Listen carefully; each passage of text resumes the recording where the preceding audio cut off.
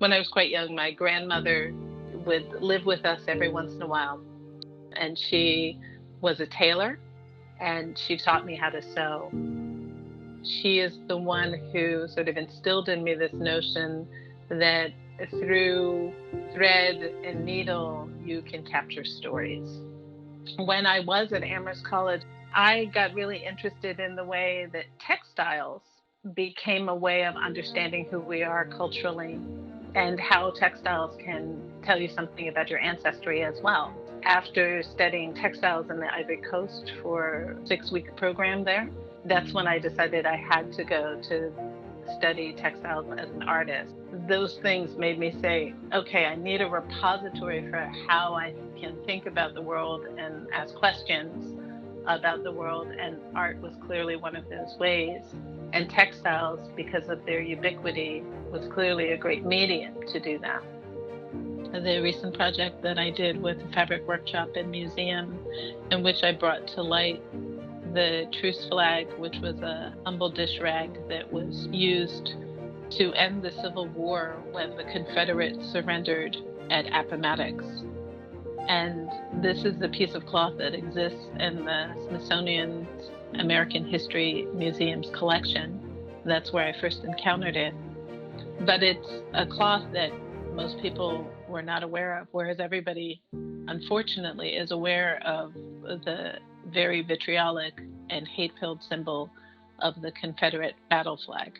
And so I'm very proud of that project because it allowed me, with the help of the Fabric Workshop and Museum, to bring forth into the public eye a textile that could stand in for another way of thinking about the Civil War, another way of thinking about surrender, and another way of thinking about Confederacy, instead of thinking about it as a battle that is still raging, but thinking about it as what it meant to surrender at that time, what in fact was and was not surrendered, and how if we held in our consciousness the idea of Confederate surrender, then we might be in a different place psychologically in this nation. Reconstruction and the work of Reconstruction and the work of the Civil Rights Movement that followed many generations later, we might be undoing the history of subjugation and racism that is held so firmly in this nation.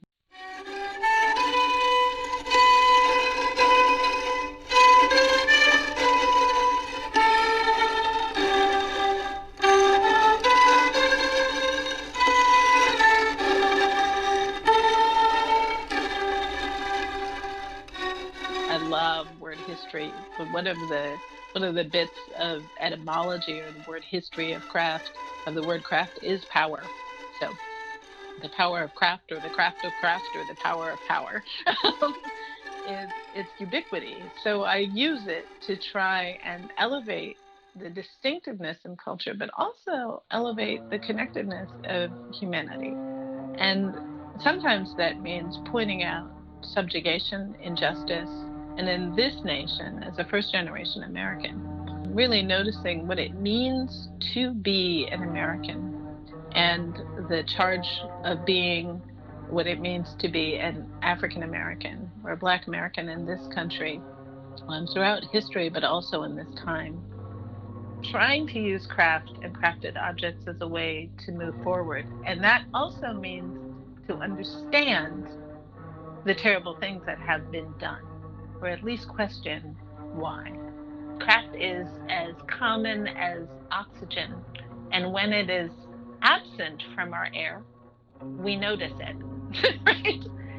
So for me to be able to tap into something that is sometimes unseen, but is so incredibly powerful, and to reframe it in a way of like, well, do you see it now? And let's use its power in this way, then that is actually the thing that has been perhaps most fulfilling for me. When we're attached to our humanity and we're attached to our history, then there's a potential of growing with a kind of responsibility to our future. And that future is one that potentially takes care not to repeat the mistakes of history, including political, economic, environmental mistakes. And through making, you can have access to the things we've done well in the past and the things we've done very badly in the past to help us towards our future. I really do believe that.